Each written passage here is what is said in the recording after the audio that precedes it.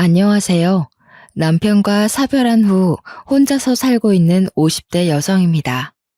남편을 잃고 인생이 끝난 줄 알았는데 로또에 당첨된 것처럼 인생이 180도 바뀌어버리고 말았습니다. 제가 이런 호화스러운 삶을 살게 될 줄은 꿈에도 몰랐는데요. 어릴 때부터 항상 부족하게 자라서 돈과 먹을 것이 풍족해지니 적응하기 어렵네요.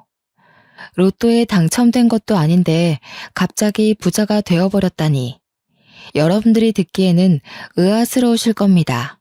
우선 제가 얼마나 어렵고 힘들게 자랐는지 들어보시길 바랍니다. 저는 막노동하는 아버지와 엄마는 시장에서 떡집을 하는 집안에서 자랐습니다. 두 분 다 아침 일찍 나가서 일을 하셔서 어릴 때부터 자립심 넘치게 컸어요. 제가 알아서 밥을 차려 먹고 집안일을 하다 보니까 어느 정도 컸을 때에는 엄마보다 집안일을 잘했습니다. 중학생이 되자 아버지와 엄마를 위해 아침밥을 차려드릴 정도로 집안일 도사가 되어버렸죠. 그 무렵 옆집으로 이사오게 된 남편을 만나게 되었습니다. 짐을 나르는 소리가 들리고 시끌벅적해져서 슬쩍 나가보니 제 또래가 서 있더군요. 동네에 제 나이 또래가 없어서 친해지고 싶었습니다. 게다가 어찌나 짐도 척척 나르고 야무진지 저보다 한두 사람 많아 보였습니다. 친해지고 싶은 마음에 제가 엄마가 만든 떡을 몰래 가져와서 나누어 주었습니다. 남편이 저보고 굵직한 목소리로 고맙다고 하는데 설레더라고요. 그 뒤로 제가 음식을 직접 해가서 나누어 준다는 명목으로 남편을 보러 갔습니다. 그렇게 남편을 몰래 짝사랑한 지 1년이 지났을 무렵이었습니다. 남편은 저와 다른 학교에 다녔지만 같은 방향이었습니다. 그래서 제가 매번 찾아가서 시아버지께 태워달라고 했죠. 처음에는 남편이 저를 귀찮아했지만 저는 끈질기게 남편을 쫓아다녔습니다. 그랬더니 시아버지께서 둘이 결혼을 하라는 농담을 하시더군요. 너네 맨날 이렇게 학교 같이 다니면서 언제 사귈래? 얼른 사귀어야지. 결혼도 하고 그렇지. 남편이 얼굴을 붉히고 창피해하는 듯 하면서도 싫어하는 것 같지는 않았습니다. 부끄러운 마음에 얼굴을 푹 숙이고 있다가 남편을 쳐다보니 남편도 저를 쳐다보고 있었습니다. 그 눈빛과 마주한 순간 남편과 제가 같은 감정을 느끼고 있다는 사실을 알아차렸습니다. 그 뒤에 일어난 일은 여러분도 아실 거예요. 점차 남편이 저를 받아주어서 절친한 친구이자 연인 사이가 되었죠. 중학교를 졸업하고 고등학교를 졸업한 후에도 남편과 제가 쭉 교제하고 있으니 집안 어르신들이 결혼 이야기를 꺼냈습니다. 너네들도 이제 결혼해야지. 언제까지 그렇게 사귀고만 있을래? 얼른 결혼해서 손주 보여줘야 효자 효녀 노릇도 할 수 있다. 시부모님이 갑작스럽게 결혼을 독촉하시는 이유가 있었습니다. 저희 남편도 이제 땡땡 건축회사에 들어가 밥벌이를 하게 됐으니 식을 미루면 안 된다고 하셨거든요. 그 당시 저희 아버지가 뇌졸중에 걸리신 상태였습니다. 몸이 점점 굳어가고 있어서 앉아 있을 수 있을 때 식을 치러야 했죠. 그래서 저는 아버지 대신 삼촌의 손을 잡고 신부 입장을 하였습니다. 서둘러 준비한 결혼식 치고는 괜찮은 결혼식이었는데요. 아직도 희미하게 웃어 보이는 아버지의 표정과 기쁨의 눈물을 흘리시는 엄마, 긴장한 듯 행복해 보이는 얼굴을 한 남편이 생각납니다. 저라면 이렇게 급하게 결혼식 올리기 힘들었을 텐데 아무래도 남편을 잘 만난 것 같았습니다. 또 언제 돌아가실지 모르는 아버지를 위해 남편이 얼른 애를 가지자고 말해주었습니다. 정말 고마운 사람이었죠. 남편이 힘써준 덕분에 첫째 아이를 빨리 가질 수 있었습니다. 다행히 저희 아버지가 만석이는 보고 떠나셨는데요. 민석이의 자그마한 손을 잡고 울먹거리시는 모습이 아직도 눈앞에서 아른거립니다. 아버지 장례식을 치르고 자꾸만 마지막 그 모습이 생각나서 눈물이 멈추질 않더군요. 그날 이후로 몸에 수분이 마를 정도로 울 일은 없을 거라고 생각했습니다. 하지만 5년 뒤 엄마가 낙상사고로 돌아가셨습니다. 화장실에서 미끄러져서 허망하게 가버리신 거죠. 그때 저는 정말 불효자라고 생각했습니다. 엄마를 혼자 지내게 해서 이런 일이 생긴 것 같았거든요. 제 앞에 저승사자가 어슬렁거리며 제가 소중하게 생각하는 사람들을 다 앗아가는 기분이었습니다. 밤마다 꿈에서 아버지가 나타나고 엄마가 나타나셔서 슬피 우셨습니다. 하지만 제게는 소중한 아들과 다정한 남편이 옆에 있었기에 힘을 내서 현실을 잊으려 노력했습니다. 그렇게 이들이 고등학교를 졸업하고 대학교를 입학할 시기였는데요.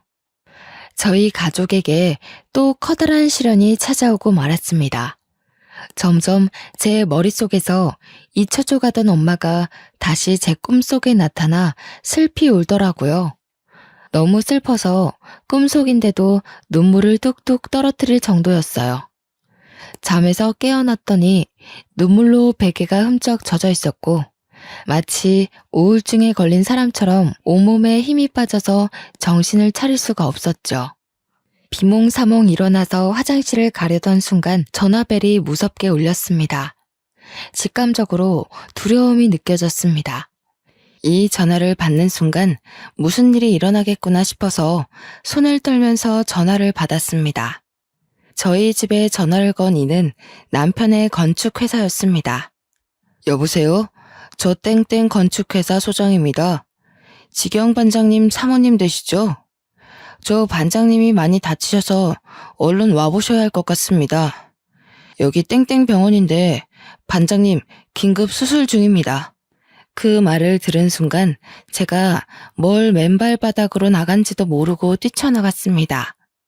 부모님도 잃게 된 상황에서 제정신이 아니었던 거죠. 남편 이름을 외치면서 미친 사람처럼 달리다가 아무 차나 붙잡고 제발 땡땡 병원까지 가달라고 외쳤습니다. 모르는 사람 차를 얻어 타서 땡땡 병원으로 가보니 저희 남편이 싸늘한 주검이 되어 누워있더군요. 소장이 제가 남편 옆에 풀썩 주저앉아 남편 이름을 부르자 와이프라는 사실을 눈치챘는지 모든 사실을 다 이야기해 주었습니다.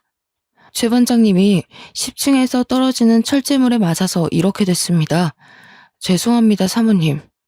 하필이면 그때 최 반장이 안전모를 안 쓰고 있는 바람에 명을 달리한 것 같다고 하더라고요.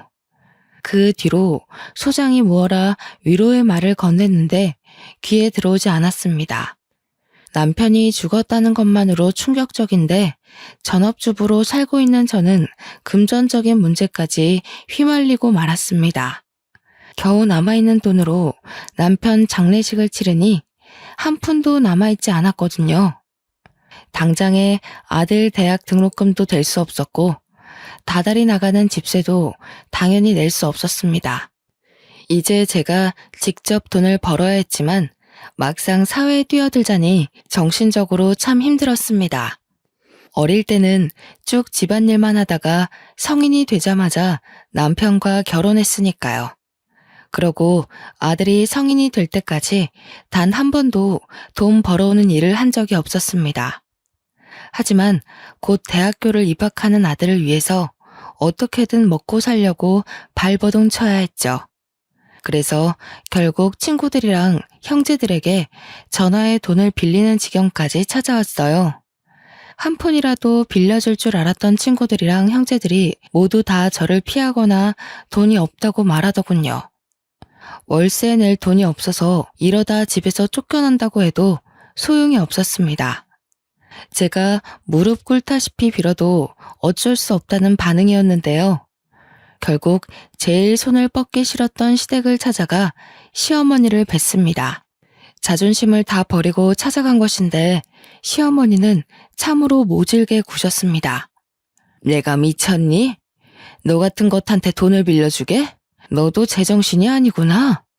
우리 아들 장례식장에서 그런 소리를 듣고도 나한테 돈을 빌리러 와? 사실 남편 장례식장에서 난리가 난 적이 있었습니다. 시어머니가 저를 보자마자 뺨을 때리면서 남편 죽인 년이라고 욕을 하셨거든요. 저는 귀한 아들이 갑자기 세상을 떴으니 이성을 잃으셔서 그런 줄 알았습니다. 그런데 사고로 죽은 남편이 제 탓이라뇨. 너무 억울해서 눈물이 났죠.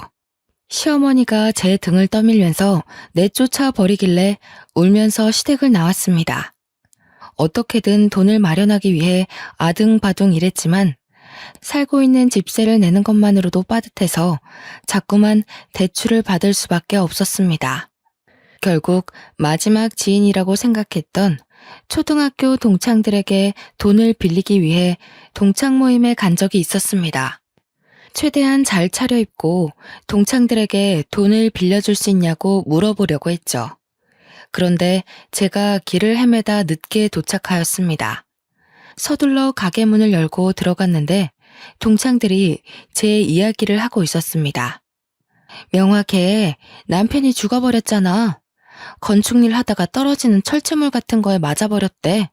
그래서 걔 돈 빌리고 다닌다던데. 설마 여기서 돈을 빌리려고? 걔도 어지간히 급한가 보다. 가족들한테나 도와달라고 그러지. 우리한테 왜 그래? 저는 당연히 이 대화를 듣고 그대로 가게를 나왔습니다. 동창들이 모임에 왜 오지 않았냐고 연락조차 안 하더군요. 사람들이 제게 하는 행동들을 보고 인생을 잘못 살았다는 생각이 들었습니다. 원래는 활발하고 누굴 만나서 이야기하는 걸 좋아하는 성격이었지만 그 일을 겪은 후로 180도 바뀌어버리고 말았습니다. 사람들이 아무리 잘해줘도 경계하고 믿지 않게 되었죠. 돈에 허덕이는 저를 보고 아들은 대학도 포기해버렸습니다. 저는 꼭 대학교를 다니게 해주고 싶어서 아등바등 빌리려 했었지만 아들은 스스로 공부에 뜻이 없다며 집안 상황이 좋지 않으니 대학교를 가지 않는 게 맞다고 저를 설득했습니다. 성인이 된 아들은 오토바이를 싼값에 구해서 배달 아르바이트를 하며 돈을 벌기 시작했습니다. 혼자 버는 것보다 둘이서 벌기 시작하니 경제적으로 숨통이 탁 트이기 시작했어요. 하지만 1개월도 안 돼서 새벽에 배달을 하던 아들이 음주운전 차량에 치여 한순간에 저 세상으로 떠나고 말았습니다. 경찰에 연락을 받았을 땐 아무 생각이 들지 않았습니다. 그저 저에게 가족이란 연을 전부 끊어내려는 신을 원망할 수밖에 없었습니다. 불쌍한 엄마 생각해서 가고 싶었던 대학도 포기하던 착한 아들이 세상을 떠나자 더 이상 저에게 세상 살아갈 힘이 남아있지 않았습니다. 나쁜 생각도 안 해본 건 아니지만 만약 내가 허망하게 세상을 떠나면 하늘에서 우리 아들 볼 면목이 없을까봐 그런 생각까지 도달하자 조금은 힘을 낼 수 있었습니다. 가족 없이 혼자 살기에 컸던 아파트에서 나왔습니다. 그리고 아파트 보증금으로 단칸방에서 살다가 고시원 생활까지 하게 되었습니다. 그 뒤부터는 숙박이 가능한 공장에 들어가 죽은 듯이 일만 했는데요. 겨우 돈을 모아서 길거리에서 포장마차를 차렸습니다. 거기서 모은 돈으로 술집을 차리게 되었죠. 술집을 오랫동안 하면서 주변 상인들과 많이 친해졌지만 정을 많이 주지 않았습니다. 여기서도 제가 아무리 잘해줘도 내가 힘들 때 도와줄 사람은 없을 것 같았거든요. 그러다 폐지를 줍는 할머니를 만나게 되었습니다. 장사를 하다가 쓰레기를 내놓으려고 가게 밖을 나가보니 웬 할머니가 쓰레기 더미를 뒤지고 있더군요. 그 모습을 보니 돌아가신 어머니가 생각났습니다. 동시에 꼭 저 같다는 생각이 들었죠. 제가 독하게 마음먹고 일하지 않았더라면 노년에 저러고 있었을 것 같았습니다. 그때 갑자기 할머니가 제게 다가와 구걸을 하기 시작했습니다. 불쌍한 마음에 제가 가게 안에 있던 폐지를 가져와 드리는 순간 흠칫 놀라고 말았습니다. 멀리서 봤을 때는 몰랐는데 한쪽 손이 없으시더라고요. 할머니가 놀란 저를 보고 꾸벅 인사를 하고 가는데 할머니를 도와드리고 싶은 마음이 들었죠. 그래서 할머니가 올 때까지 폐지를 모아서 드렸습니다. 할머니를 도와드린 지 2주일 정도 지났을까요? 어디서 또 봤는지 몰라도 저희 가게에 늘 들리는 상인이 와서는 오지랖을 부리더군요. 그 할머니 도와주면 안 돼. 나도 저번에 불쌍해서 도와줬다가 어이없는 일이 있었다니까. 내가 폐지 모아서 주니까 멀쩡한 상자도 달라는 거 있지? 어느 날은 밥도 달라고 하고 아주 거지가 따로 없어. 상인이 제 가게를 나서면서까지 할머니를 도와주지 말라고 했습니다. 분명 제 것까지 탐내면서 다 빼앗아 갈 거라고 하더라고요. 하지만 그게 어디 쉽나요? 도와주기 시작한 걸 멈추기 어려워져서 할머니가 밥 달라고 하면 밥 주고 멀쩡한 상자도 달라고 하면 주려고 했습니다. 며칠 뒤에 할머니가 나타나서는 폐지를 가져가시면서 이렇게 말씀하셨는데요. 오늘 폐지가 왜 이렇게 적어? 안 버리고 모아둔 거 맞아? 다른 노인네 준 거 아니지?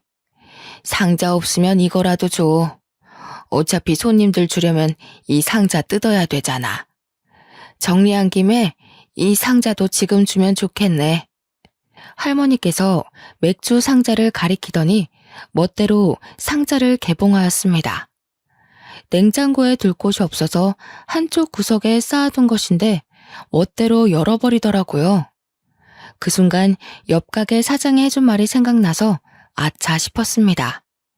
그 사장 말대로 내쫓을까 하는 생각이 들었지만 서둘러 할머니를 말렸죠. 그랬더니 할머니께서 버럭 소리를 지르셨습니다. 왜? 처음에는 잘만 도와주더만 이런 건 안 돼? 내가 무식해 보여도 몰라. 부모 없이 자랐고 남편 없이 생활해서 그런 거 모른다고. 남편을 잃은 아픔 때문일까요? 부모 없이 자란 것보다 남편 없이 자랐다는 말이 귀에 들어왔습니다. 그런데 할머니가 제게 남편이랑 사별했다는 말을 하더군요. 그래, 몇십 년 동안 남편 죽인 년이라고 들었더니 제정신 아니다. 미친 노인네 처음 보냐? 얼른 다른 상자도 열어서 놔줘. 저는 할머니가 일부러 이러는 거라고 생각했습니다. 제가 화를 낼 때까지 무엇이든 해보는 느낌이 들었거든요. 그 생각이 드니 희한하게 화가 나지 않았습니다. 오히려 더 차분하게 여기까지만 드릴 수 있다고 상자 하나를 더 열고 가지런하게 정리해서 드렸죠. 그 뒤로 할머니의 행보는 더욱더 심해졌습니다. 어느 날은 손님들이 많은 시간대에 찾아와 아무 테이블이나 앉아버리는 거 있죠. 뒤에 손님이 기다리고 있어서 서둘러 할머니에게 다가가니 오히려 제게 호통을 치셨습니다. 설마 내쫓으려는 게야? 나도 손님이야. 기다렸다가 앉은 거니까 얼른 술상 내와. 당연히 거짓말이라고 생각했지만 손님들 앞에서 언성을 높일 수 없었습니다. 손님들에게 양해를 구하고 술상을 차려와 할머니께 드렸죠. 그래놓고 계산도 하지 않고 가버렸습니다. 이런 일이 계속해서 생기니 저도 지치더군요. 당연히 할머니의 이런 행보는 동네에 제대로 소문이 나버렸으니 한날 상인들은 제게 찾아와 물었습니다. 내가 저번에 보니까 폐지 줍는 할머니가 멋대로 들어가서 밥 먹고 나오는 것 같던데 맞아? 나도 불쌍해서 도와줬더니 밥 달라고 하고 돈 달라고 하고 나중에는 가게도 달라고 할 것 같더라고. 당한 사람이 한둘이 아니야. 상인들이 할머니 뒷담을 하길래 손사래를 치며 너무 그러지 말라고 했죠. 그랬더니 상인들이 오히려 화를 내며 저를 나무랬습니다. 자네도 다 받아주지 마. 오냐오냐 받아주니까 아직까지 이 동네에 있는 거 아니야. 자네도 따끔하게 한마디 해서 확 쫓아내자고. 그 노인네 때문에 장사 안 돼서 미쳐버리겠어. 난 바로 옆집이라서 힘들어. 할머니가 소란 피우면 우리 가게에 있던 손님들이 다 나가서 쳐다보고 있다고. 상인들이 이런 식으로 눈치를 주길래 알겠다고 하고 돌려보냈습니다.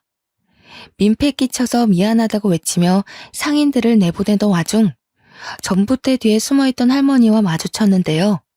아무래도 상인들끼리 하는 말을 엿들은 것 같았습니다. 저랑 눈이 마주치자 바로 등을 돌리고 가버리더군요. 그 모습을 보니 동창 모임에서 뒷담을 듣고 집으로 돌아가는 제 모습이 생각났습니다. 안쓰러운 마음이 들어서 할머니가 다시 찾아오길 기다렸죠.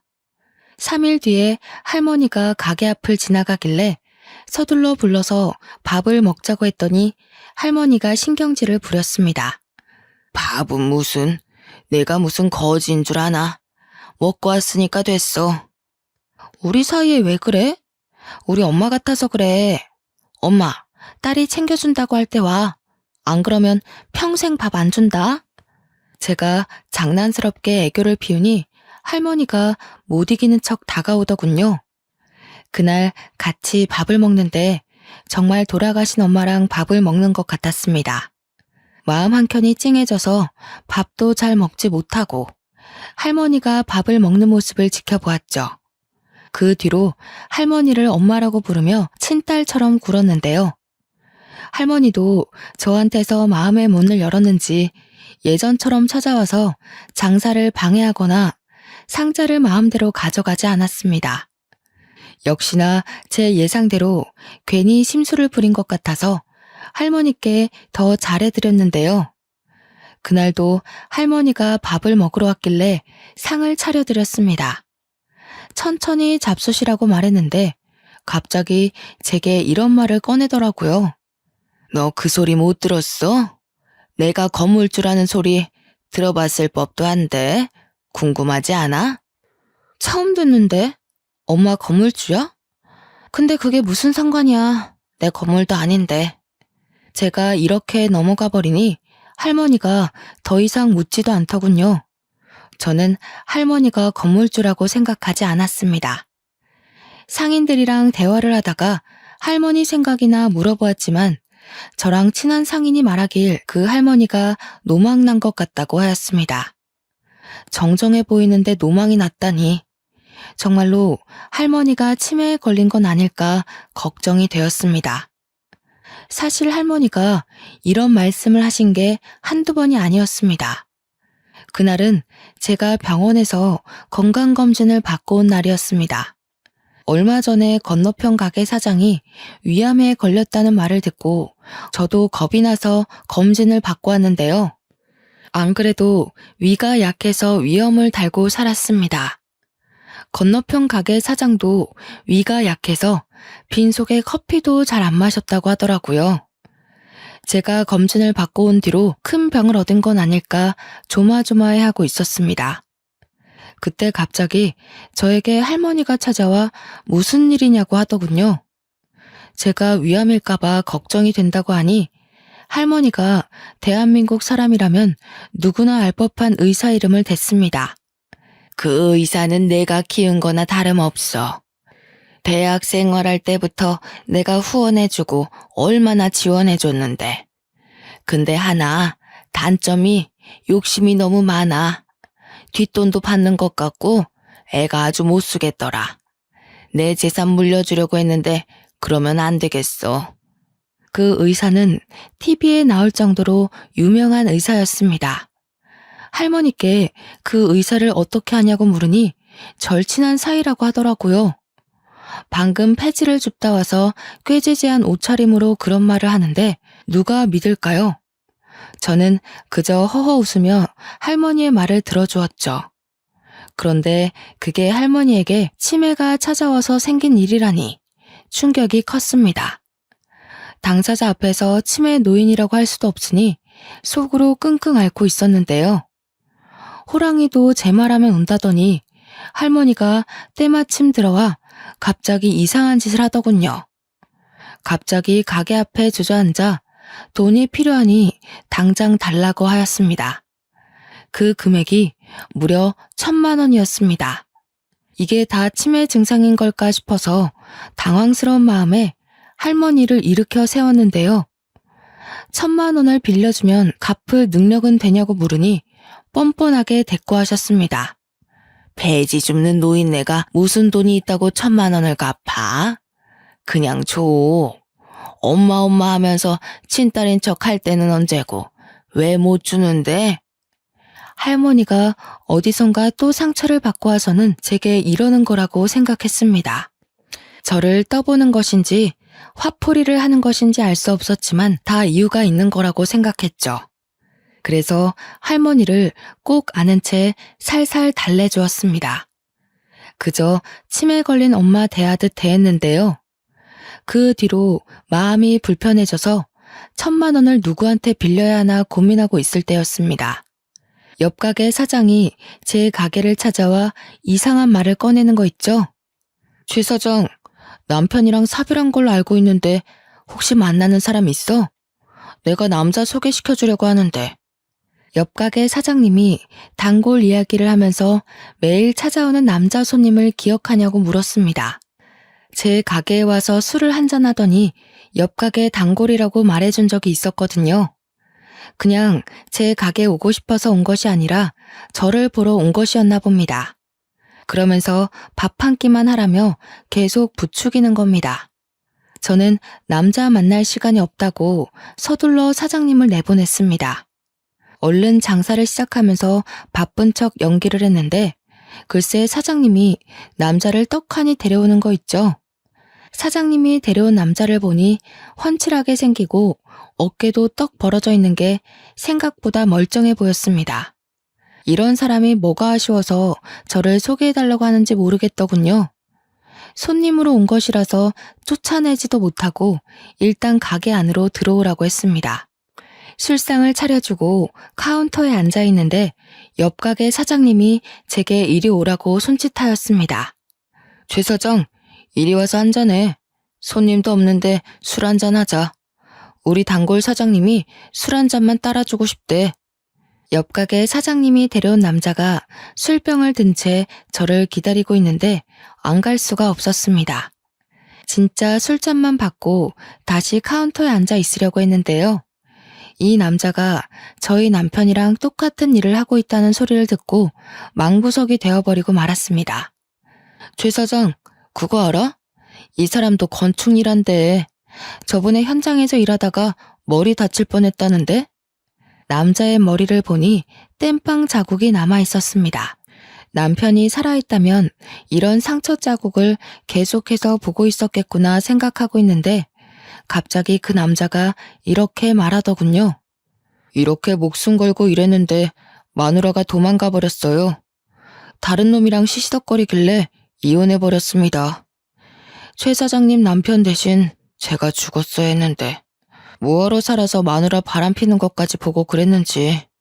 남자가 머리를 푹 숙인 채 눈물을 흘리는데 남편 생각이 많이 났습니다. 머리에 난 상처도 그렇고 아직도 아내를 많이 그리워하는 게 남편과 많이 닮은 사람 같았죠. 옆 가게 사장님 말대로 손님도 없고 한가하니 술잔을 기울이면서 그 남성분이랑 많이 친해졌습니다. 이름은 김정식이고 이혼한 지 4년이 넘었다고 하더군요. 그 뒤로 자주 찾아와 술을 먹었고 정식 씨가 고백을 해서 진지하게 만나보기 시작했습니다. 저는 남편과 사별했고 정식 씨도 이혼을 한 상태라서 둘 사이에 결혼 이야기가 생각보다 빨리 나왔습니다. 6개월 정도 교제한 끝에 시댁에 인사드리러 갔는데요. 시어머니는 저를 보자마자 팔짱을 낀 채 의자에 앉아만 계셨습니다. 제가 공손하게 인사드려도 묵묵부답이었죠. 한참 동안 침묵을 지키시더니 갑작스럽게 혼수 이야기를 꺼내셨습니다. 내가 준비한 아파트만 해도 13억짜리인데 겨우 3천만 원을 혼수를 해온다고? 그 돈을 누구 코에 붙이게? 시어머니가 버럭 소리를 지르니까 예비 신랑이 말리더군요. 엄마, 왜 그래? 두 번째 결혼인데 이렇게까지 할 필요 있어? 나도 이젠 아이도 있고 소소하게 살아보자고.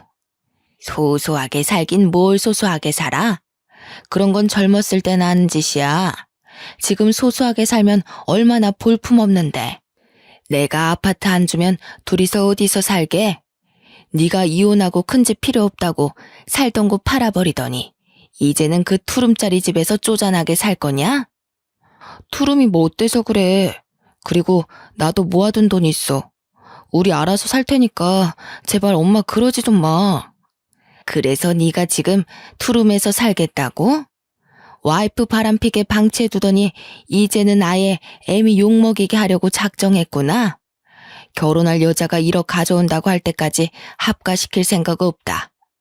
시어머니가 금방이라도 뒷목을 잡을 것처럼 소리를 지르길래 그만하라고 예비 신랑이 팔을 붙잡았습니다. 어떻게든 혼수를 준비하겠다고 하고 시댁을 나와버렸죠. 대출이라도 할까 고민했지만 이 늦은 나이에 결혼하면서 예전처럼 가난함을 느끼고 싶지 않았습니다. 그래서 제가 모아둔 3천만 원을 들고 시댁을 찾아갔습니다. 연락을 하고 갔어야 했는데 시어머니가 무서워서 일단 무작정 초인종을 눌러보려고 했는데요. 현관문이 열려 있어서 빼꼼 내다보니 시어머니가 소리를 지르고 있었습니다. 그곳에 예비 신랑도 있는 것 같았죠. 도대체 왜 이러는 거야? 내가 첫 번째 결혼할 때는 아니랬잖아. 내가 좋아하는 여자라면 얼른 결혼하라고 할 때는 언제고 두 번째는 왜 이러는 건데? 그때랑 지금이랑 똑같니? 내가 결혼 막 시키는 바람에 일이 이렇게 된 거 아니야. 딱 보니까 네가 여자 볼 줄 모른다. 그것도 얌전해 보여서 요조 숙녀처럼 잘 지내겠다 싶었는데 다른 남자랑 바람핀 거 아니야? 네가 목숨 걸고 일하다 다쳤는데 그것이 병문안이라도 와봤어? 다른 놈이랑 뒹구느라 네가 죽든 말든 신경도 안 썼잖아. 그 말이 왜 지금 나오는 건데? 그래서 이혼했잖아. 이혼한 거니까 된 거 아니야? 그 여자도 남편 죽어서 사별한 거라며? 그 여자 남편도 너랑 똑같은 일 했다는데 어떻게 결혼시켜? 그리고 얼마나 기가 세면 지 남편이랑 아들까지 모조리 세상을 떠난다니? 그런 것 하고 어떻게 너를 결혼시켜? 내가 점도 보고 왔는데 점쟁이가 그것이 내 아들 죽일 게 뻔하대. 그 여자 가족이 되면 전부 죽는 팔자라고 하더라. 1억 해오라는 것도 헤어지게 하려고 일부러 그런 것이니까 당장 헤어져라. 1억 구해오면 1억 더 해오라고 할 테니까. 거짓말하지 마. 점쟁이 때문이 아니라 아버지 빚 때문에 이러는 거잖아. 다 늙은 노인이 무슨 부귀영화를 누리겠다고 도박을 해? 이렇게 자식 인생 망치니까 좋아? 저는 그 말을 들은 순간 조용히 뒤돌아서 나올 수밖에 없었습니다. 제가 전생에 무슨 죄를 지었던 걸까요? 어쩔 수 없이 남편과 아들을 잃은 것뿐인데 사람들이 저를 벼랑으로 내모는 것 같았습니다. 내 편은 더 이상 만들지 못하는 것인지 싶어서 하염없이 눈물만 흘렸죠. 어느 정도 행복해졌다고 생각했는데 저는 동창 모임 때처럼 아직도 처량한 신세였습니다. 어차피 마음을 열어도 믿었던 사람들이 저를 비난할 테고 저한테 손가락질할 거라는 생각에 사람들이 쳐다보든 말든 오열하였습니다. 집 가는 내내 엄마 잃은 아이처럼 대성통곡을 해버렸는데요. 그때 갑자기 할머니가 저를 보고 왜 그러냐고 물었습니다. 할머니가 울지 말라고 소매로 제 눈물을 닦아주고 있는데 정말 엄마같이 느껴졌습니다. 평소에 할머니를 엄마라고 불렀어서 울면서 엄마라 부른 것인데 정말로 눈앞에 엄마가 있는 것 같았죠. 그래서 저도 모르게 시댁에서 있었던 일들을 다 말해버렸습니다. 그 말을 다 듣고 있던 할머니께서 갑자기 품속에서 돈봉투를 꺼내주더라고요. 1,000만 원짜리 수표 10장이 들어있을 거다. 너 주려고 내내 가지고 있던 거야. 널 진짜 딸이라고 생각하니까 주는 거다. 나 폐지만 줍고 다니는 노인네 아니다. 네가 장사하고 있는 건물이 내 건물이야. 제가 1층에 새 들어있는 6층짜리 건물을 가리키니 할머니가 맞다고 하였습니다. 믿을 수 없다고 하니까 그럼 그 돈이 어디서 났겠냐고 하는 거 있죠? 실제로 할머니의 옷은 가격대가 나가 보였습니다. 게다가 어디서 사는지 몰라도 늘 씻고 오는 듯 했죠. 대화도 해보니 그 나이에 무려 대학도 나왔다고 했고 아는 것도 많아서 의외라고 생각한 적도 있었습니다. 제가 얼떨떨한 표정으로 1억이 든 봉투를 바라만 보고 있으니 할머니는 호탕하게 웃으며 꽤 충격적인 말을 해주셨습니다. 네가 남보다 나으니까 그런 거다. 내 자식들은 내가 사고로 손이 없어지니까 나 몰라라 하더라. 지들끼리 양로원에 집어넣자고 하고 재산 이야기만 하면서 쑥덕거리길래 아예 연 끊었다. 자식들 몰래 이사 온 거라서 자식들은 내가 지금 어디 사는지도 몰라. 그딴 놈들한테 재산 물려주느니 차라리 사회에 환원하려고 했는데 정부 놈들을 믿을 수가 있어야지. 할머니 말로는 건물주인 줄 알고 싹싹하게 구는 상인들한테 테스트를 해봤다고 합니다. 사실 건물주가 아니고 폐지를 주우러 다닌다는 사실을 알리니 상인들 태도가 싹 바뀌었다고 하죠. 그 뒤로 상인들이 몇 번이나 바뀌어서 할머니가 건물주라는 소문이 전부 사라져버린 거죠. 대신 할머니가 무전 취식하면서 폐지 주우러 다니는 노인이라는 소문이 자리한 것인데요. 그 상태로 건물주라는 소리를 하니 아무도 믿지 않아서 할머니가 그런 사람들을 시험해 본 것입니다. 내가 몇 년을 속여봤는데 사람들은 다 똑같더라. 내가 나중에 건물주라고 밝히니까 다들 이용해 먹으려고 하더라고. 그래서 주는 거다. 너는 내 친딸들보다 낫다. 그러니 얼른 받아라. 할머니가 그 돈을 쥐어주면서 시댁에 얼른 가보라고 하였습니다. 점쟁이 말만 믿고 귀한 며느리 내친 시어머니를 혼쭐 내고 오라고 하더군요. 그래서 할머니 말대로 시댁에 찾아가 1억을 시어머니 눈앞에서 살랑살랑 흔들었습니다. 시어머니는 수치심도 없는지 진짜로 1억을 구해올지 몰랐다며 놀란 토끼 눈이 되어 있었습니다. 어머님, 왜 안 받으세요? 여기서 1억 더 필요하세요? 그럼 가져올게요. 사실 어머님께서 하신 말씀 다 들었어요. 1억을 가져와도 1억을 더 가져오라고 말씀하시려고 했잖아요. 어머님, 생각보다 저희 집안에 돈이 많아서 1억은 물론 10억, 100억까지 가져올 수 있어요. 아니, 부모님이 대체 뭐 하시길래? 설마 친척들한테 부탁한 거니? 그건 어머님이 아실 거 없고요. 100억은 넘게 가져올 수 있지만 이제 제가 어머님 집안으로 들어갈 생각이 없어졌어요.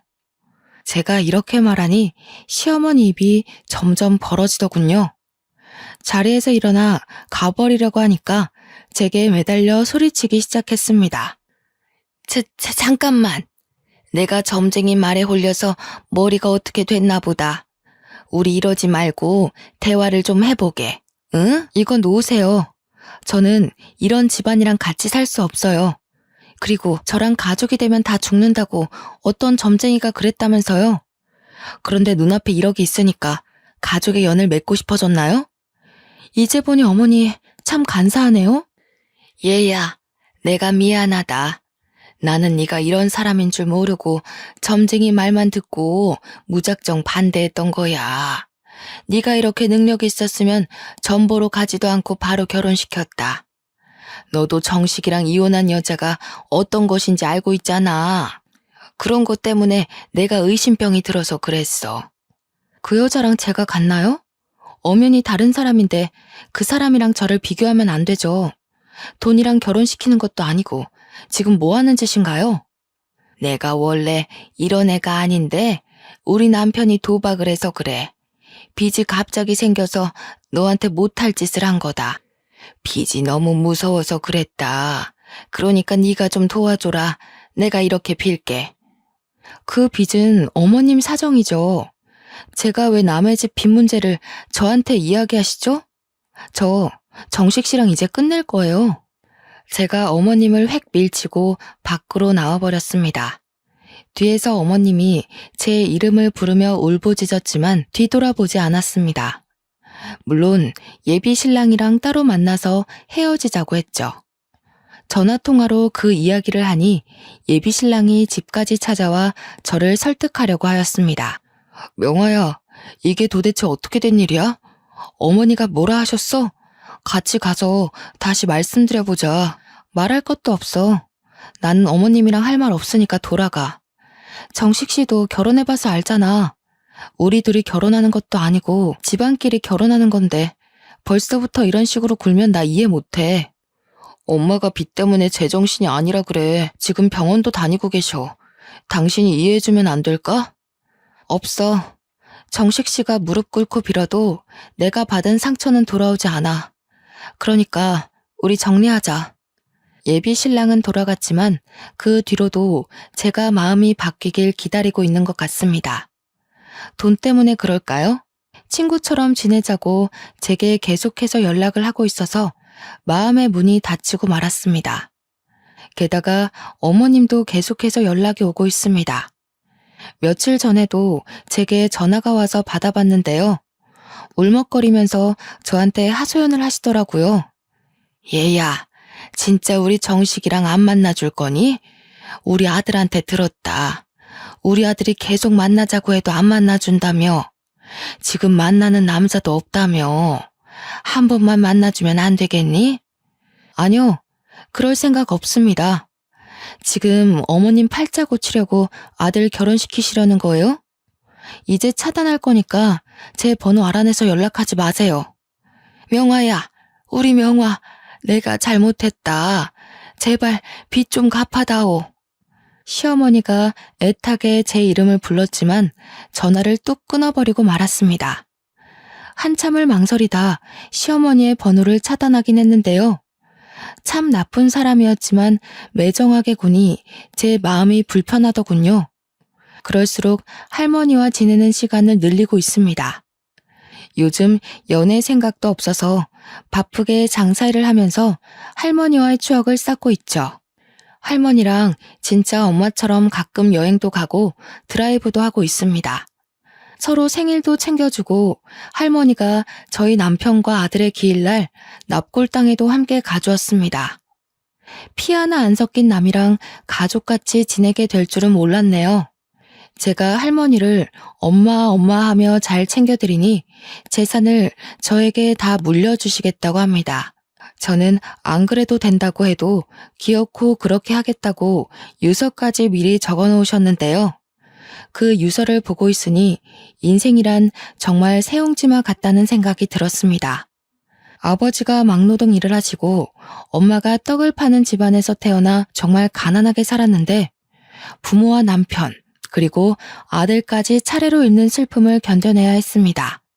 이제 누구한테 기대야 하나 싶었는데 재혼할 남편이 아닌 피 한 방울 안 섞인 남의 도움으로 어려움을 이겨내게 됐네요.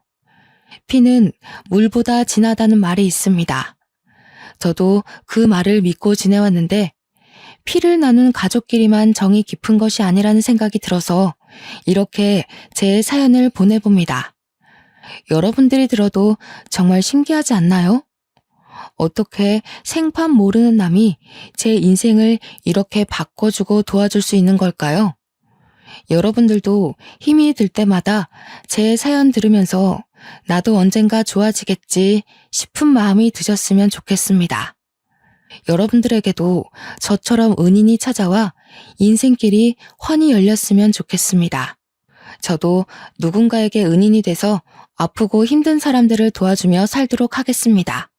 감사합니다.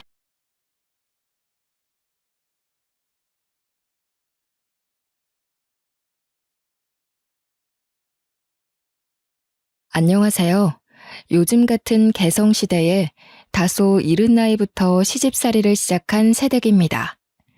제가 인생을 길게 산 건 아니라지만 그래도 어연 30여 년을 살면서 이만큼 앞뒤 다른 사람은 처음이라 하소연하고 싶어 사연을 올려봅니다.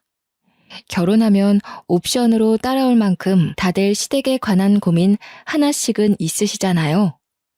요즘엔 미디어가 다양해서 이 정도 고민들은 미혼 여성들 사이에서도 유명하지 않습니까? 저 또한 시댁살이 때문에 이혼 고민하는 여성들의 사연을 아주 많이 읽고 들었어요. 그래서 당연히 결혼하기 전에 시모될 어머님이 어떤 사람인지 제대로 확인하고 결혼했다고 생각했죠. 그런데 이게 웬일입니까?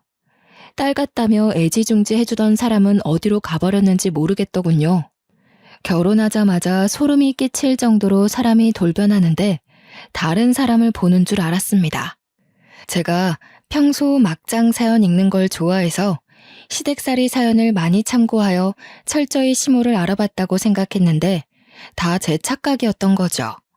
사람이 작정하면 뭐든 불가능하겠냐마는 도대체 얼마나 철판이 강해야 이 정도의 눈속임이 가능한 걸까요? 정말 독이 든 성배를 마신 기분입니다. 물론 원래부터 여우 같은 시모였는데 제가 사람을 볼 줄 몰라서 못 알아본 것일 수도 있어요. 그래서 다른 분들의 생각이 궁금해 제 이야기를 사방에 공개하고자 합니다. 정말로 제가 착각할 수밖에 없었는지 아니면 애초에 시모의 여우짓이 드러났던 건지 한번 눈여겨 읽어주세요.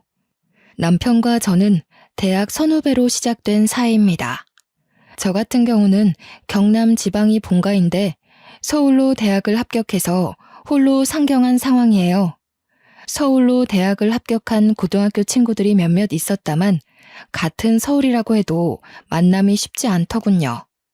물론 서울 땅이 지방에 비해 확연히 크니 당연한 결과겠지만요. 어쨌든 결론은 아는 사람 한 명 없는 땅덩어리에 혼자 뚝 떨어진 신세가 되었다는 겁니다. 대학에 합격했을 때는 마냥 좋아서 축가받기 바빴는데 막상 서울로 올라오니까 조금 막막하더라고요. 요즘은 휴대폰만 있으면 어디든 찾아갈 수 있고 조사해 볼 수 있다지만 그렇다고 낯선 곳이 금방 적응되는 건 아니거든요. 입학식 전부터 서울에 구한 자취방에 올라와 있었기에 학교 가기 전까진 하루 종일 집에만 박혀 있었어요. 간혹 친구들과 전화를 하며 같은 처지의 상황을 공유하고 위로하는 게 다였죠. 무척 떨리는 입학식을 보내고 선후배들과 대면하는 자리가 있었는데 남편을 그 자리에서 처음 만났습니다. 솔직히 남편의 피지컬이 남들 눈에 확 들어올 만큼 잘나지는 않았어요. 사람을 외적으로 판단할 생각은 없다만 남들에게 소개시켜주면 되게 제가 아깝다는 말을 많이 들었을 정도의 비주얼이었죠. 그래서 저도 복학생으로 앉아있는 남편에게 그닥 눈길이 주지 않던 후배 중 한 명이었어요. 보니까 남편은 동기들 사이에서도 그리 적극적으로 자리를 즐기는 사람은 아니더군요. 소심해서라기보단 진중한 사람에 가까워서 이런 술자리에서 노는 게 익숙하지 않은 사람이었어요. 저는 선배들에게 잘 보이기 위해 적극적으로 노력하는 신입생이었는데 선후배를 떠나서 제 테이블에서 소외되는 사람이 있는 게 단지 싫었습니다. 그렇다 보니 제가 남편에게 가장 많이 질문을 하는 후배가 되어 있더라고요. 의도한 건 아니었는데 어느새 제 이미지가 그렇게 찍혀버려 다들 술게임하고 놀 때 저만 남편과 캠퍼스 전반에 관한 진지한 대화를 주고받았습니다. 그 자리에서 자연스레 전화번호를 주고받게 되었는데 나중에 알게 된 사실이 있다면 남편이 꽈탑이더라는 겁니다. 그날 남편에게 잘 보였던 덕분인지 남편은 제게 알아서 이렇다 할 정보를 많이 주었어요. 그래서 솔직히 학점 관리에 많은 도움을 받았답니다. 제가 꽈탑 선배님을 꽉 잡고 있다는 소문이 저희 동기들 사이에 퍼져서 친구들도 제게 많이 접근하더군요. 그로부터 받는 관심과 인기가 나쁘지 않아 저는 남편의 존재에 더 감사하며 친해졌습니다. 어느새 과제도 도움받고 별일 없어도 개인적으로 만남이 잦다 보니 제 자취집까지 공개하게 되었는데요. 남편이 서울 토박이라서 제가 서울 지리에 여전히 적응 못하고 있는 것에도 많이 도움을 주었어요. 좋은 곳에 많이 데려가주고 소개도 해주었는데 지금 생각해보니 함께 보낸 그 시간들이 모두 데이트였던 거 있죠. 비주얼이 제 스타일은 아니었지만 남편에게서 많은 걸 배우다 보니 어느덧 모르는 게 생기면 자연스레 남편을 찾게 되었고, 확신 없는 계획을 앞두고도 남편에게 조언을 구하고 있더라고요. 나중에는 남편과 동거를 하는 게 아닌가 싶을 만큼 제 자취방에 남편의 물건들이 하나씩 채워졌어요. 남편이 제 집에 오는 게 당연한 수준이 되었다는 겁니다. 그러다 한날은 남편이 쉬는 날에 자취집을 찾아왔더라고요. 연락도 없이 찾아와서 놀랐지만 서프라이즈로 방문했다는 남편의 의도가 귀여워서 웃었던 기억이 납니다. 이거 반찬인데 우리 엄마가 너 먹이라고 챙겨줬어. 지방에서 올라와서 혼자 지낸다고 하니까 갖다 주라고 하더라. 부모님이 멀리 계시면 반찬 같은 거 챙겨주고 싶어도 어려울 거라고. 보고 안 먹는 것들 있으면 말해달래. 남편이 들고 온 종이 가방을 보는데 난생 처음으로 생판 모르는 남에게 감동이란 걸 느꼈습니다. 엄마가 챙겨줬다면 당연했을 보살핌을 다른 어른에게 받으니 기분이 묘하더라고요. 그날 남편이 가져온 음식은 20대 초반인 제 입맛에 맞는 음식도 있었고, 돈 주고 샀다면 비쌌을 영양가 있는 반찬들도 많았어요. 평소 편식이 없던 저는 모든 반찬들이 반갑고 감사하기만 했죠. 그날 엄마한테 전화해서 자랑까지 했는데 엄마 또한 고마운 분이라며 엄청 좋아하더라고요. 남의 자식을 이렇게 주기적으로 챙기기도 일일 텐데 시어머니는 그 이후로도 매주 한 번씩 반찬을 보내주셨어요. 반찬뿐만 아니라 자취에 필요한 도구들도 남편을 통해 챙겨주셨습니다. 시어머니께서 딸을 갖고 싶어 하셨다는 걸 남편을 통해 들었는데요. 그 마음이 저한테 고스란히 전달되어 감사하면서도 또 얼굴 한번 뵈어드리지 못한 게 죄송하더라고요. 이번 주말에 오빠 집에 가도 돼? 어머님한테 감사 인사드리고 싶어서. 매번 이렇게 호의를 받고 있는데 인사 한번 안 드리는 건 예의가 아닌 것 같아. 괜찮아. 엄마는 너 부담 주려고 챙기는 거 아니야. 말했잖아. 아직 나이도 어린데 타지에 혼자 와서 고생하는 모습이 안쓰러워서 마음이 쓰이는 거라고. 그러니까 나도 인사드리고 싶다는 거야. 우리 엄마도 오빠 엄마한테 엄청 감사해하고 있어. 내가 오빠 어머니에 대해 자랑을 많이 해놨거든. 서울 엄마가 따로 있다고 슬쩍 약 올려도 엄마는 그저 고맙다고 하더라. 바쁘더라도 시간 내서 꼭 인사드리래. 그게 예의라고. 남편은 그런 제 마음에 오히려 더 고맙다고 하더군요. 그래서 처음으로 남편의 집을 방문하게 되었습니다. 보통 남자친구의 집에 가는 거면 긴장되어야 정상인데 떨리는 것보단 오히려 친척 집에 방문하는 기분이었어요. 시어머니를 한 번도 뵌 적 없고 연락도 드려본 적 없는데 그동안 받은 호의가 셀 수 없이 많아서 이미 알고 있는 사이처럼 편안했죠. 어머나, 어쩜 이렇게 예쁘게도 생겼을까. 아들보다 3살이 어리다고 들었는데 그래서 그런지 아직 애기 티가 그대로 묻어있네. 오는데 교통이 불편해서 힘들었지? 얼른 앉아라. 식사 준비 곧 다 됐거든. 조금만 기다리렴. 시어머니는 저를 보자마자 가족을 대하는 것처럼 굉장히 반겨주셨습니다. 저 또한 이미 편한 마음으로 와서 그런지 그 손길이 어색하지 않더군요. 시어머니가 손수 준비하는 점심상을 도우려고 했지만 시어머니는 손사래를 치며 앉아있으라고만 했어요. 손님이면 가만히 앉아서 대접을 받아야 한다며 손 하나 까딱 못하게 하더라고요. 남편을 통해서만 시어머니의 호의를 받았던 저는 집을 한번 방문한 후로 남편만큼이나 시어머니와 친해졌습니다. 남편이 아니더라도 시어머니와 단둘이 연락을 하며 안부도 묻고 일상도 공유하며 정말 엄마와 딸처럼 지냈죠. 이렇게 남편과 남편의 식구들은 서울에 혼자 동떨어진 제게 제2의 가족 같은 존재가 되었어요. 저와 남편의 사이가 깊어진 것도 있지만 시댁에서 저와 남편을 두고 벌써부터 미래 계획까지 짜놓았더라고요. 너무 물 흐르듯 자연스럽게 진행된 관계이다 보니 결혼 또한 서로에게 당연한 절차가 되어버렸습니다. 그렇게 저와 남편은 3년의 연애 생활을 마치고 제가 졸업함으로써 결혼을 하게 되었어요. 시댁이 된 식구들도 이미 알고 있는 사이라 마음에 들었고 세심하고 배울 점이 많은 남편도 사랑하는 걸 넘어서 없어선 안 될 당연한 존재가 되었습니다. 모든 게 순조로웠고 제 마음에 쏙 들었으나 딱 한 가지 걱정되는 부분이 있었어요. 저는 자취를 한 사람이나 시어머니께서 보내주는 반찬으로 생활했고 청소나 빨래는 자취생이 할 법한 정도의 수준으로만 해왔기에 사실상 살림을 할 줄 모른다고 하는 게 맞았어요.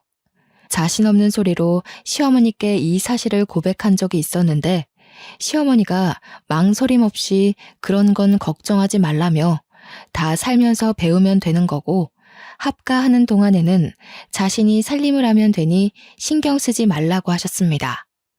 원래는 분가를 하려고 했는데 시어머니가 이제 막 졸업해서 취업한 애가 무슨 돈이 있겠냐며 처음엔 시댁에 들어와 살다가 나중에 분가하라고 하라고 하는 겁니다. 남편이랑 얘기해봤는데 남편도 그게 현명한 방향인 것 같다고 해서 저도 바로 수긍했습니다. 이때까지만 해도 결혼 참 잘했다고 생각했어요. 시댁 때문에 골머리 앓는 친구들에게 자랑조차 하기 미안할 정도로 저는 시댁이 너무 좋았죠. 이런 시댁이라면 시집와도 고생 없이 행복하게 지낼 수 있겠다 싶은 확신이 있었거든요.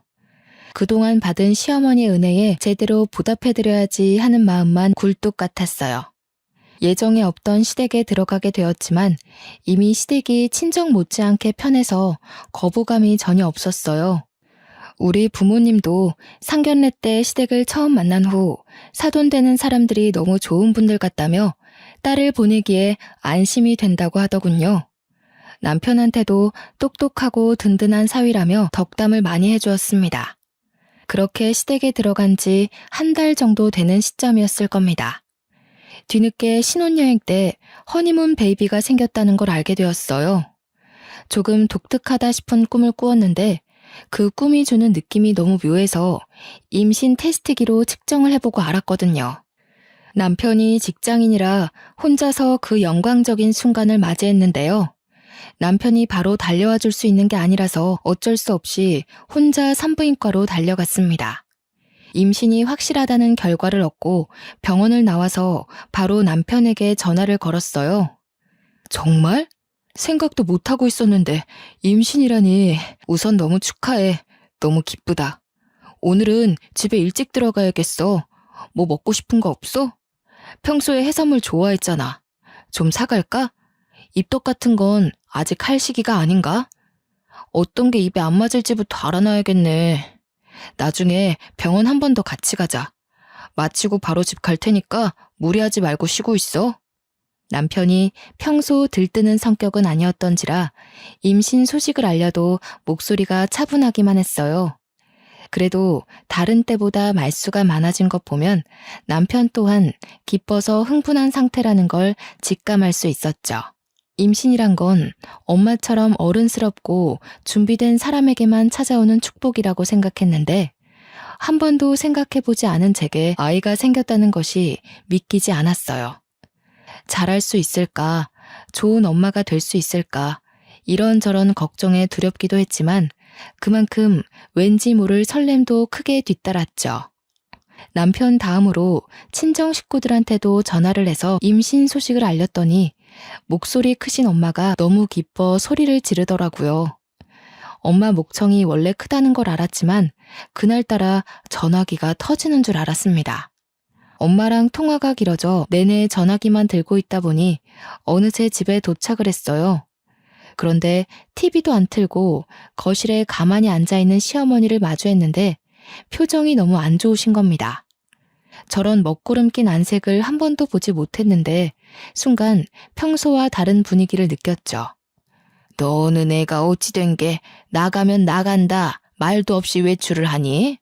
집에 있는 사람 생각은 안 하니? 종일 집에 있던 사람이 갑자기 없어지면 같이 있는 식구가 놀랄 거란 생각은 안 해봤어? 아직도 처녀 때처럼 철부지 행동을 하면 어떡하니? 너 지금 한 집안의 안 사람이야. 이런 자질구레한 실수는 더 이상 해서는 안 되지. 네 시아비 오늘은 집에서 점심을 먹었다. 점심상을 시엠이 혼자 준비하게 했다고 한 소리 하시더라. 아, 죄송해요, 어머님. 저 산부인과 다녀오는 길이에요. 임신이라고 하더라고요. 집에서 2줄 확인했는데 너무 놀라서 말씀드리고 나가는 걸 깜빡했어요. 놀라셨죠? 정말 죄송해요. 시어머니는 제가 연락도 없이 사라진 것에 많이 놀라면서도 임신 소식에 당황하기도 하였습니다. 지금에서야 생각해보면 이게 당황할 일인가 싶었는데 그때는 그저 시어머니의 마음을 풀어주고자 하는 생각 때문에 그 부분을 알아차리지 못했죠. 아마 제게 고구마 시월드가 열린 것이 이렇게 임신 소식을 알린 후부터 시작되었네요. 물론 평소에도 저를 새아가 하면서 많이 찾으셨지만 그때는 저를 챙겨주시는구나 하는 느낌이 많이 들었거든요. 그런데 지금은 저를 부르는 횟수가 훨씬 많아지기도 했고 이전과는 다르게 일단 제 마음이 편하지가 않더라고요. 결혼 전에는 시댁에 초대가 되어도 제 집 드나들듯 편한 시간을 보내었고 남편과 둘이 방에서 보내는 시간이 많았는데 지금은 한 집에 살아서 그런 것도 있겠지만 남편이 집에 있더라도 시어머니와 붙어있는 시간이 월등했습니다. 식사 준비나 청소, 빨래, 쓰레기를 버리는 것까진 배울 필요가 있으니까 이해하겠어요. 그러나 신발 정리라든지 식물에 물 주기, TV 위 피규어 정리, 야외 봉사활동, 개인적인 일정까지 저를 불러 굳이 함께하게 했어요. 정도가 심해지자 저는 남편이 휴일이어도 함께 시간을 보내지 못하고 시어머니와 동행해야 했죠. 남편이란 작자는 말리지 않을 거면 가만히 있기라도 하던가 오히려 시어머니와 좋은 시간 보내라며 부추기더라고요. 물론 임신을 하기 전에는 시어머니와 함께하는 시간이 길다며 좋아했어요. 하지만 시간이 지날수록 배가 불러오고 살이 찌니까 허리가 아파서 행동이 굼떠지는 겁니다. 시어머니와 함께 활동하고 싶어도 이젠 몸이 따라주지 않기 시작했죠. 슬슬 움직이는 게 버거워오자 한 번은 시어머니한테 조금 쉬고 싶다고 말한 적이 있어요. 조심스럽게 말씀드렸는데 다행히 시어머니가 흔쾌히 허락해 주더군요. 이때 잠깐 예전에 엄마 같던 시어머니의 마음씨를 느꼈습니다. 덩달아 마음의 안정이 찾아와 간만에 방에 누워 부은 다리를 풀어줄 수 있었죠. 그러나 엄마 같다고 느꼈던 그 찰나의 순간이 다 제 착각이었던 겁니다. 쉬는 걸 허락해 주셨으나 이건 절대 쉬는 게 아니었습니다. 임산부는 꽉 막힌 공간에 있으면 안 좋아. 방문 좀 열어서 환기를 자주 시켜야 해. 바닥 청소는 언제 했니? 굴러다니는 먼지가 눈에도 보이는구나. 좀 닦아야겠어. 네, 어머님. 조금만 쉬고 제가 나중에 닦아놓을게요. 아침 일찍부터 오래 움직였더니 다리가 부어서요. 허리에도 무리가 와서 잠깐만 누워있겠습니다. 시어머니는 말로는 그렇게 하라면서 행동으로는 은근히 눈치는 주었어요. 방 안에 들어와 여기저기 먼지가 많이 쌓였다면서 혼잣말을 계속하시고 남편이 기관지가 안 좋은데 먼지가 너무 많아서 겨우 잠재웠던 비염이 도지겠다며 궁시렁궁시렁 말이 많았죠. 똥 밟은 사람처럼 한참을 중얼거리다가 드디어 방을 나가는 것 같더니 나가도 나가는 게 아니더라고요. 저희 방은 방문을 열면 주방이 바로 마주보는 위치에 있었어요. 시어머니가 나가고 이제야 좀 쉬어보나 했는데 저 멀리 주방에서 시어머니가 이것저것 청소를 하기 시작하는 겁니다. 못 푼 척 눈 감으며 신경 안 쓰려고 했어요. 그런데 원래 성격이 얌전하시고 조곤조곤하시던 분이 갑자기 왜 이렇게 혼잣말을 많이 하는 건지 이번에는 저녁 준비를 해야겠다며 주절거리는 겁니다. 심지어 오후 3시 정도밖에 안 된 시간인데 냉장고를 열고 난리가 났죠. 신경 안 쓰려고도 너무 대놓고 보이는 위치라 거슬릴 수밖에 없는 상황이었습니다. 어쩔 수 없이 더 쉬지 못하고 결국 몸을 일으켜야 했어요. 왜 나왔니? 더 쉬지 않고. 힘들다면서. 오늘 저녁 준비는 내가 할 테니 신경 쓰지 말고 가서 쉬거라. 시간이 오래 걸리는 요리긴 해도 내가 평소 이런 것도 안 하고 살았겠니? 며느리라는 게 원래부터 있었던 식구도 아니고 네가 오기 전까지만 해도 나 혼자 주구장창했다. 알아서 할 수 있으니까 얼른 들어가서 쉬어. 괜찮아요. 오래 걸리는 거라면서요. 그럼 손이 많이 갈 텐데 어머님 혼자 하시면 힘들잖아요. 도와드릴게요. 저도 식사 준비는 계속 배워야 되니깐요. 그럴래 그럼? 그렇지 않아도 소갈비찜으로 준비하려는데 혼자서 다른 밑반찬까지 준비하려면 막막하긴 했다. 고기는 아직 안 꺼냈거든. 냉동실 가서 좀 가져오너라.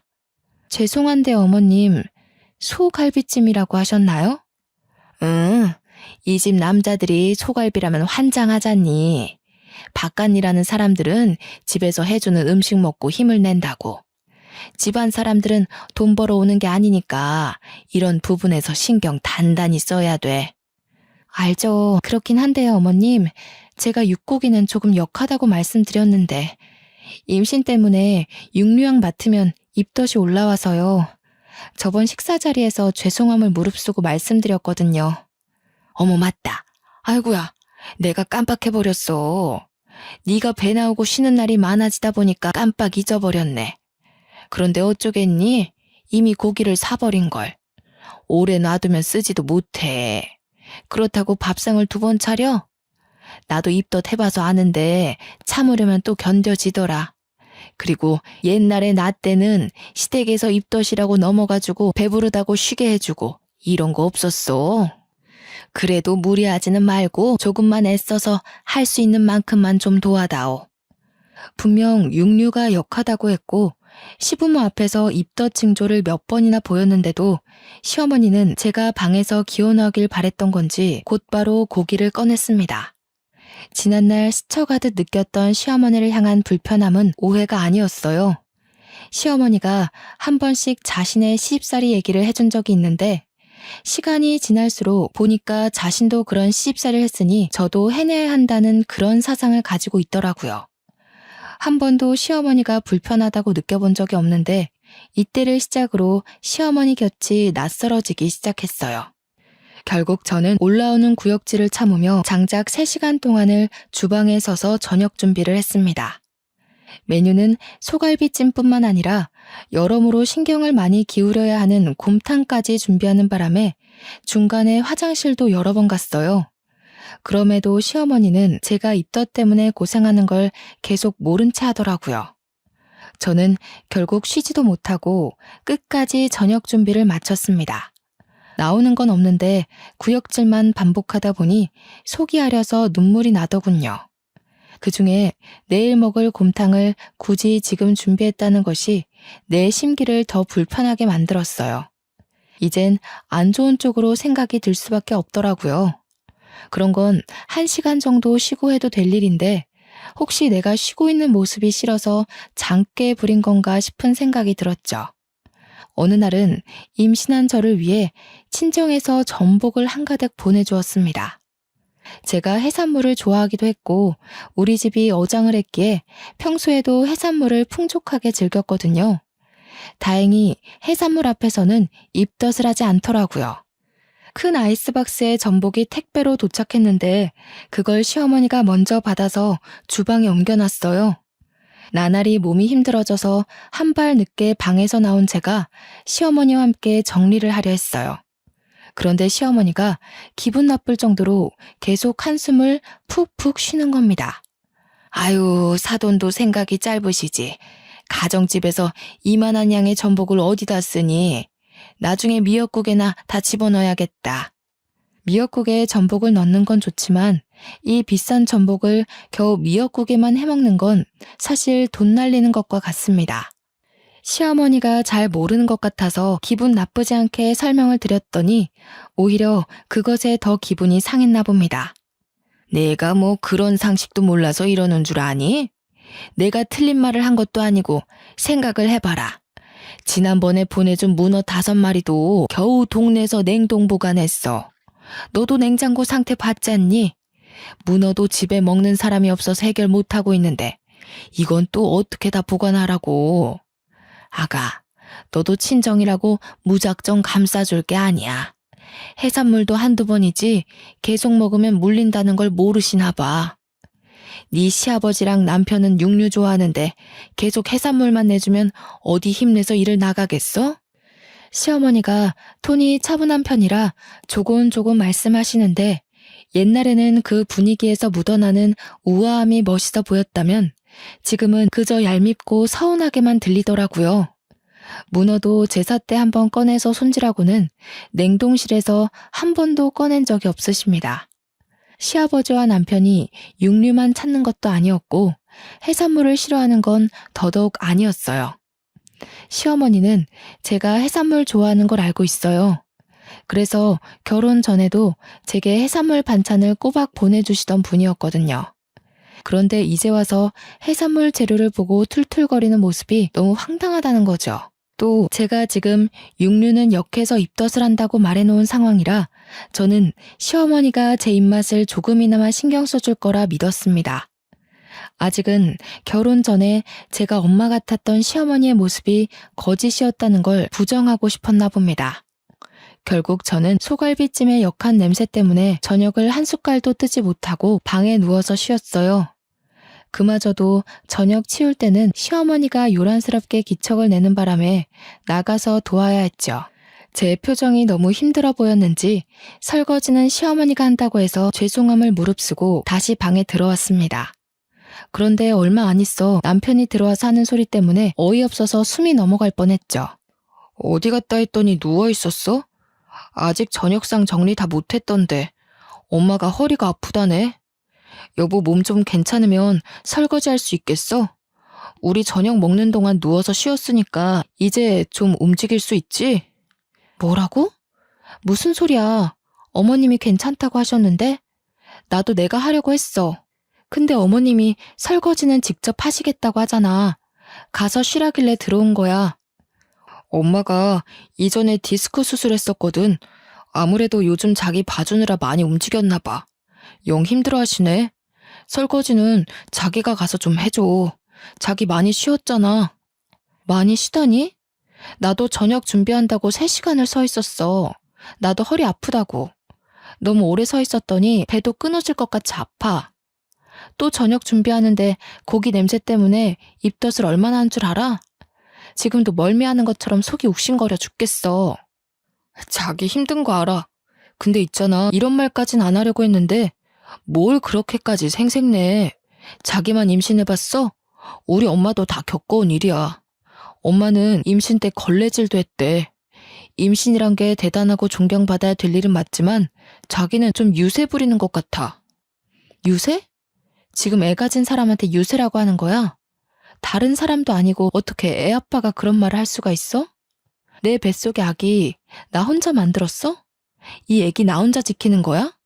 자기도 이 애가 안전하게 태어날 수 있도록 보살필 의무가 있어. 어떻게 어머님 말만 듣고 같이 부려먹을 생각을 해? 무슨 소리를 하는 거야. 부려먹긴 누가 부려먹는다고 그래. 우리 엄마 아파서 좀 도와달라고 하는 게 어떻게 부려먹는 거야? 우리 엄마가 너 서울 올라와서 얼마나 딸 챙기듯 살펴줬는지 잊었어? 그 은혜는 안 갚을 생각이야? 갚기를 바라고 베푸는 은혜가 은혜 맞아? 지금 생각해보니 그렇네. 어머님은 훗날 내가 며느리가 되었을 때 생색내려고 잘해줬던 거였어. 딸로서가 아니라 며느리로 삼으려고 밑밥 뿌리신 거라고. 야, 너 말 그따위로밖에 못해? 못 배운 거 가르쳐서 사람 만들어놨더니 뭐라고? 어른한테 말하는 꼬라지가 그게 뭐야? 못 배운 거? 그래. 그렇게 똑똑한 사람이 왜 자기 엄마 잘못된 건 바로잡지 못했을까? 당신보다 덜 배우고 덜 똑똑한 나도 어머님이 장깨 부리고 있는 게 너무 보이는데 똑똑한 머리로 한번 생각해봐. 막말로 어머님이 임신한 채로 걸레질했으면 나도 그래야 돼? 어머님이 지독한 시집살이 겪었으면 나까지 생지옥을 겪어야 되는 거야? 이런 건 어디서 내려온 세습인데? 자기 집에서만 전해져 오는 전통 같은 거야? 대체 갑자기 왜 이래? 왜 이렇게 버르장머리가 없어졌어? 임신 때문에 겪는 우울증 뭐 그런 거야? 어와둥둥 해주길 바래서 지금 떼쓰는 거야? 그런 거면 차라리 날 괴롭혀. 몸 아픈 우리 엄마 힘들게 하지 말고. 몸 아픈 우리 엄마라. 되게 우습다. 나 여태 자기한테 서운했던 적 한 번도 없었는데 지금은 너무 미워. 남편은 말 그대로 남의 편이라더니 나는 이런 일을 안 겪을 줄 알았는데 아무래도 똥차에 탄 것 같아. 결혼 전에는 저를 바로잡아주던 남편의 똑 부러지는 말투가 멋있기만 했는데 한순간에 꼴보기 싫은 꼰대처럼 느껴졌어요. 벽과 대화하는 기분이었죠. 더 이상 말씨름할 기운이 없어서 결국 설거지를 하러 나왔습니다. 아까 전화기만 해도 바로 설거지를 시작할 것 같던 시어머니는 화장실 다녀오는 척 하더니 저를 발견하자마자 이제서야 고무장갑을 끼더라고요. 남편에게 퍼붓고 나니 시어머니의 여우 같은 행동이 좀 더 객관적으로 봐지더군요. 저는 그날 잠들기 전까지 남편의 존재를 투명인간 취급했습니다. 남편이 말을 걸어도 대화를 받아주지 않았어요. 저는요, 그날 하루 저녁 안 먹고 쉬었던 시간 말고는 10분 이상 누워본 적이 없었습니다.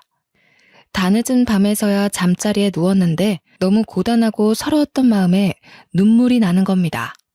멀리 있는 엄마가 너무 보고 싶어서 거의 충동적으로 장문의 문자를 보내버렸지 뭡니까. 새벽에 잠도 안 오고 제 편 없는 이 집이 너무 숨막혀서 어디라도 속풀이하고 싶은 마음을 담아 꾸역꾸역 적었죠. 그렇게 저지른 메시지가 대이변 같은 큰 폭풍을 불러일으키게 될 거란 걸 꿈에도 몰랐습니다. 다음날 제 문자를 읽고 화가 난 엄마가 아빠와 함께 시댁으로 올라와 버린 겁니다. 지방에서 이곳까지 오는 데만 해도 장장 5시간은 걸리는 거리였어요. 저는 엄마 아빠가 올라오는 걸 알고 있었지만 일부러 시부모와 남편에게 알리지 않았죠. 마침 남편도 휴일이고 모두가 집에서 쉬는 날이었거든요. 사돈께서 연락도 없이 어쩐 일이십니까? 연락 주셨으면 식사라도 준비했을 텐데요. 그나저나 갑자기 무슨 일이 있어서 이렇게 급히 오셨는지요? 장모님, 장인어른께서도 어쩐 일로 혹시 연락하셨던 거예요? 제가 휴대폰을 미처 확인 못했나 보네요. 오시느라 고생하셨죠. 얼른 들어오세요. 이것 봐라. 자네 얼굴 빛 너무 좋다? 임신한 아내가 곁에 있으면 같이 시들어가는 게 남편 입장인데 말이야. 잘 먹고 든든해야 할 우리 딸은 지금 죽상이 되어 쓰러지기 직전인데 자네는 살까지 찐 것 같아. 임신한 마누라 신경은 눈곱만큼도 안 쓰는 거 아닌가 몰라? 엄마랑 아빠는 문 앞을 막고 서 있는 남편을 밀고 들어와 시부모를 똑바로 마주했습니다. 당연히 안녕하고 계셨겠지요, 사돈. 이 집에서 안녕하지 못하고 있는 우리 딸내미 데려가려고 왔습니다. 애 낳기 전까지 제가 데리고 가서 편히 쉬게 한 뒤에 보낼 거예요. 갔다 오면 사돈 댁에서 분가할 거고. 집은 저희 쪽에서 마련하죠. 아니 이게 무슨 소리야? 갑자기 오셔서 이게 다 무슨 말씀이세요? 며느라기를 데려간다고요? 분가는 또 무슨 말이고요? 애들이 돈이 어딨다고 벌써 분가를 합니까? 며느라기가 아직 많이 부족해서 살림을 할 줄 모릅니다. 어린 것들 둘이서 뭘 어찌 살아가라고요? 살림은 직접 부딪히면서 배우는 겁니다. 그리고 사돈이 뭔데 제 딸을 부족하다고 말하는 거죠? 그렇군요. 애초에 우리 딸은 부족하다. 낙인 받고 대하셨으니 이 상황까지 왔겠네요. 도대체 애 가진 딸을 얼마나 구워 삶았으면 애가 아파도 끽소리 못하고 멀리 사는 지 애미한테 문자를 다 합니까? 남편한테도 그렇고 시댁에 말 못한 게 있는데 우리 엄마 성깔이 좀 세서 웬만한 말빨 좋다는 역술가들을 가볍게 이기는 수준이에요. 아빠도 엄마한테 잡혀 살았을 정도지요. 제 딸 입에 들어갈 해산물 보내는 것도 그리 고가웠어요. 입덧 때문에 육고기 근처도 못 가는 며느리를 3시간이나 세워서 요리시킬 만큼? 이렇게 달달 볶고 싶으셔서 결혼하기 전에는 어떻게 참으셨대요? 이럴 거면 딸 같다는 입에 발린 소리로 살살 구슬리지나 말지. 다 늙은 사람이 어린애를 상대로 뭐 하는 짓입니까? 추잡스럽게. 뭐라고요? 이보세요 사돈. 너무 무례한 거 아닌가요? 도대체 무슨 소리를 듣고 이러시는지 모르겠는데 아무래도 실컷 오해하신 것 같은데 앞뒤 상황 다 들어보시고 따지셔야 하는 거 아닙니까? 무턱대고 목소리만 높이는 사돈이야말로 추잡스러운 행동을 하고 있는 거 아닌가요? 지금 보니 우리 딸이 얼마나 시달렸는지가 확실히 보이네요. 상견례까지만 해도 고상한 척 다 하시더니 그 속내가 이렇게 저렴하기 짝이 없었다니. 요즘 같은 세상에 사돈 같은 시엠이 내세우면 돌맞습니다. 장모님, 말씀이 좀 지나치신 거 아닌가요? 어떤 서운한 점이 있으셨는지 모르겠다만 예고 없이 찾아오시는 건 같은 식구끼리도 조심해야 할 부분이지 않나 싶어요. 말 잘 텄네, 자네. 워낙 존재감이 없어서 하마터면 자네를 잊고 내려갈 뻔했어. 그랬다면 속 터져서 다시 올라왔을지도 모를 일이지. 살면서 자네 주제를 잊은 것 같아서 똑똑히 새기라고 다시 일러주겠네. 처음부터 내 눈에 자네는 겨우 10점짜리 사윗감이었어. 그런데 오늘부로 0점짜리야. 여기서 마이너스로 내려가는 순간 그 길로 자네랑 내 딸은 이혼하는 거야. 어머 사돈, 이혼까지 논하시고 도대체 다짜고짜 와서 이 무슨 행패이세요? 이제 더 이상 예의를 못 갖추겠네요. 왜 남의 집 귀한 자식을 평가지릅니까? 당장 사과하세요. 잘 들으세요, 사돈.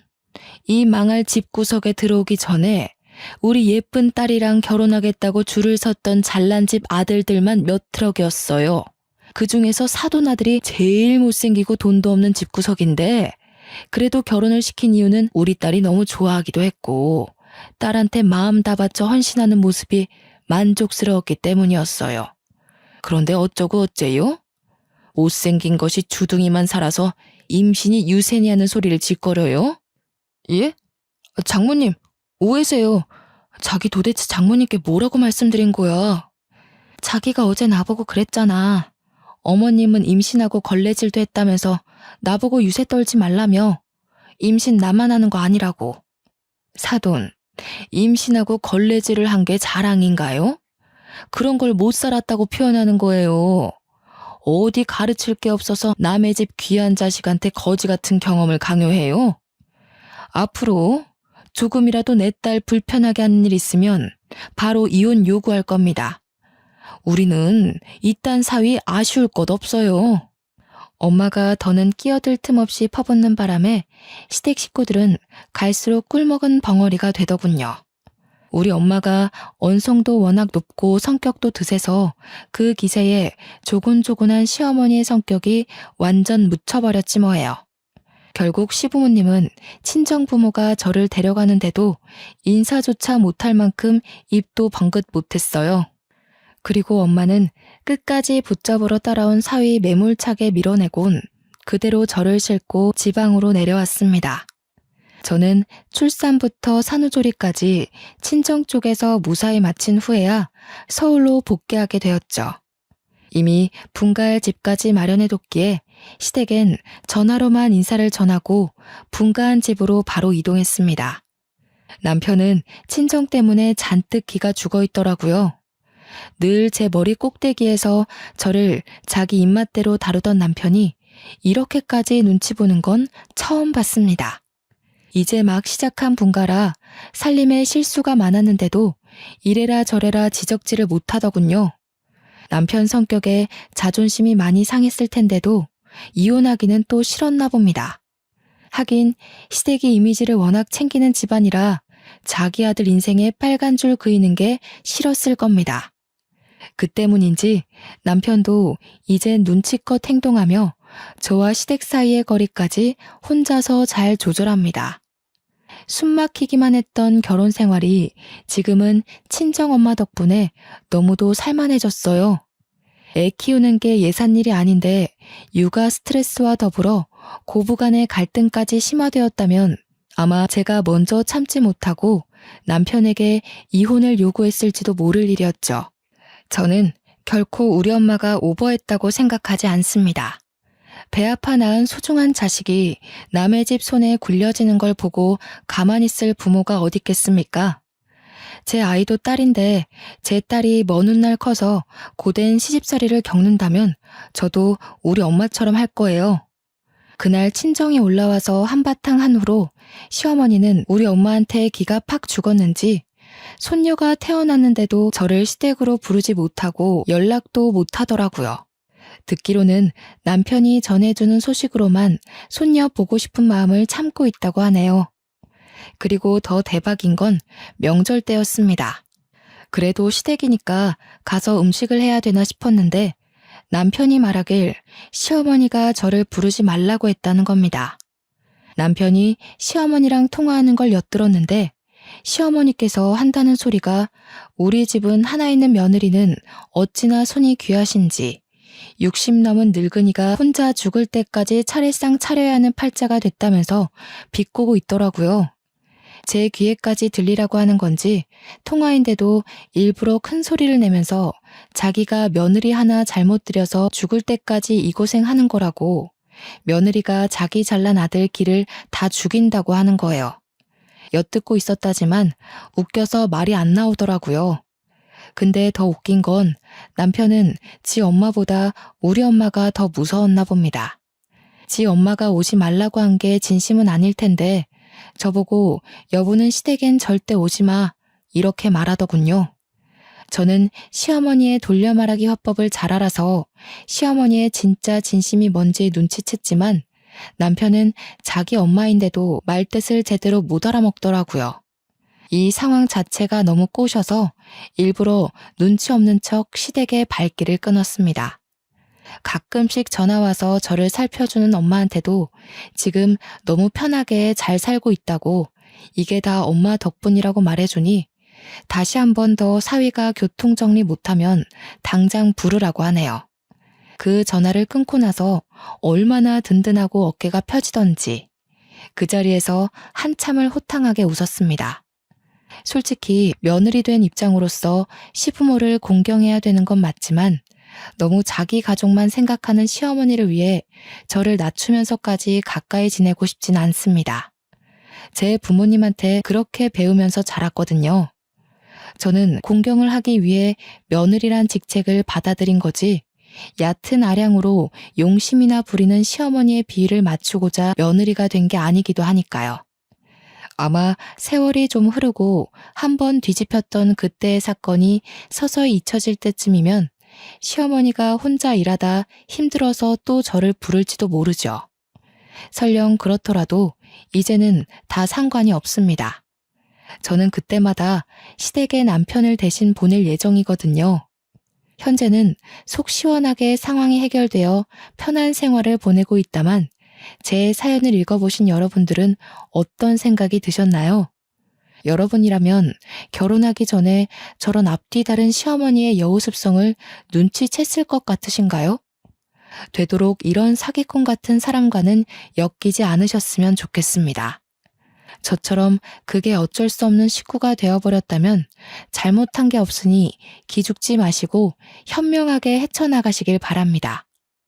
징글징글해서 뒤돌아보기 싫은 제 속풀이 읽느라 고생하셨습니다. 다들 고마워요. 좋은 밤 되세요.